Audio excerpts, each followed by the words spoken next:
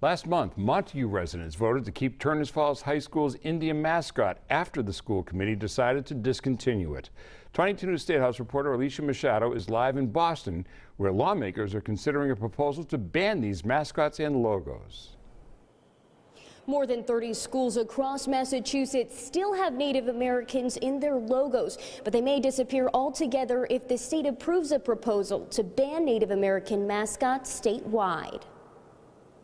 Where Indians, the Commerce Red Raiders. These are just two of Western Massachusetts' controversial high school mascots that depict Native Americans. Some Native Americans told 22 News these mascots are demeaning and misrepresent their culture. Some of them show different characteristics, you know, like big noses or things like that. They're not very characteristic of Native people.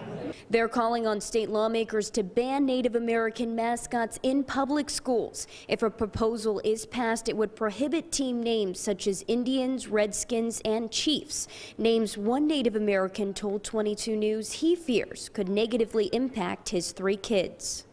The way that it resonates with me is then that I don't have a history, that I don't have an identity. As Native people, you know, we did not create these mascots. Last month, citing tradition, Montague residents voted to keep Turners Falls High School's Indian mascot, but the vote was non-binding and the school committee had already discontinued its use. For those schools, you know, that's a part of their history.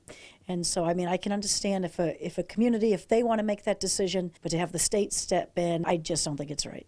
I don't think anybody should use anything as a mascot in a derogatory sense.